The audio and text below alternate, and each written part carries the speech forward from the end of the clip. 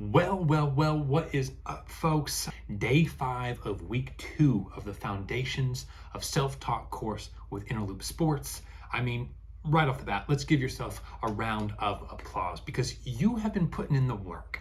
And frankly, I've worked with a lot of golfers, a lot of athletes. It is rare to see somebody show up this consistently. So thank you for that. We're going to keep the momentum flowing here. We're going to keep today brief, and we're going to build off of that experimentation that you did just yesterday. Now, as a brief recap, in case it's been a day or two, the last challenge was to go out and actually experiment with a specific goal built around self-talk. That could have been verbalizing your pre-shot routine a little bit more. That could have been as simple as just saying your target out loud.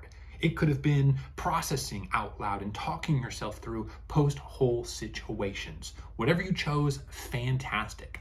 I hope you got a chance to look at that data, learn a little bit more about yourself, your self-talk, and hopefully get some ideas on what we want to take into the future. Today, we're going to take this experimentation a step further.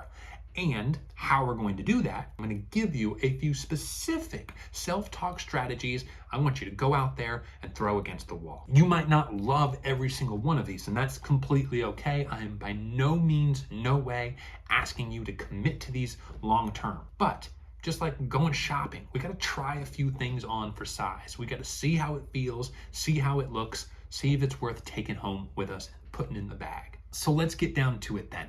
To continue this experimentation, here are the 3 different options I want you to choose from. Just select one. If you really want to get crazy, select 2, fine. But really, I just want you to select one of these, get back out there, experiment with it just like you did yesterday, and again, let's see what comes up. So, option number 1.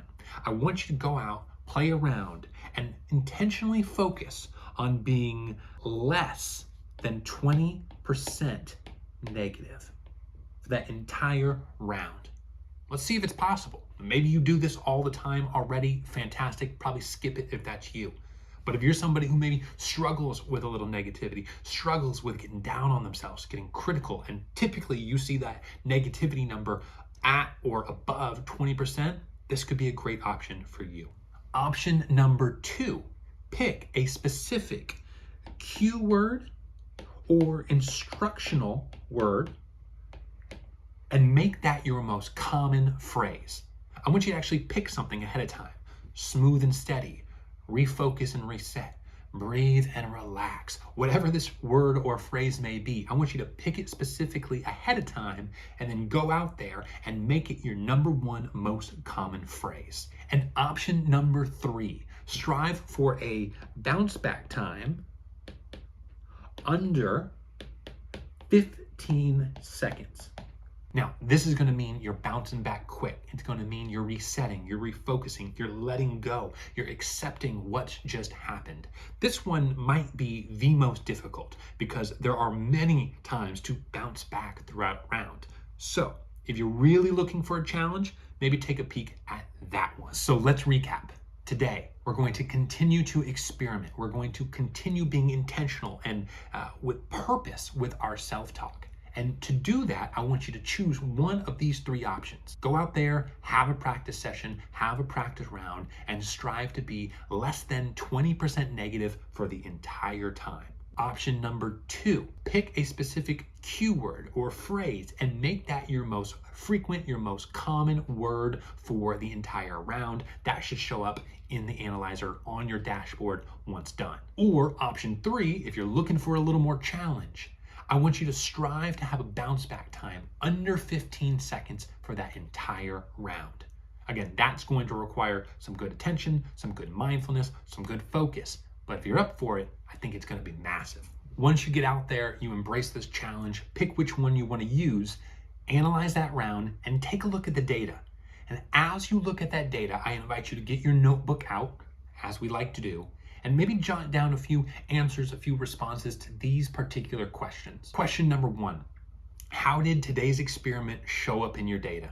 Did that bounce back time change? Did you see a specific word or phrase show up as your most common?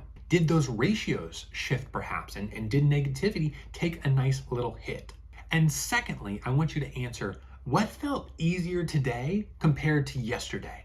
Is it becoming more natural to talk to yourself a little bit more out there on the course? Are you finding that your self-talk just automatically, organically is starting to become a little bit better without even necessarily trying in some areas? Again, we want to see what's the direct impact of what we're doing, and then also what's the ripple effect that it has. Does it have a consequence on the larger picture? What the research shows us is yes, it absolutely does. The research shows us when we're specific and intentional with our strategic self-talk, then naturally with time, our organic and spontaneous self-talk starts to change as well.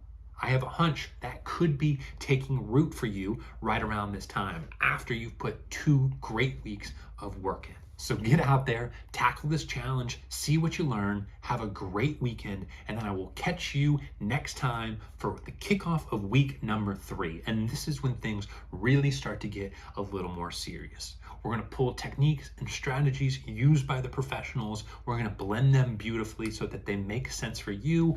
And as I've been saying this whole time, we're going to continue to make your self-talk a weapon out on the golf course. So I'll see you then. Thanks for being here. Have a brilliant day.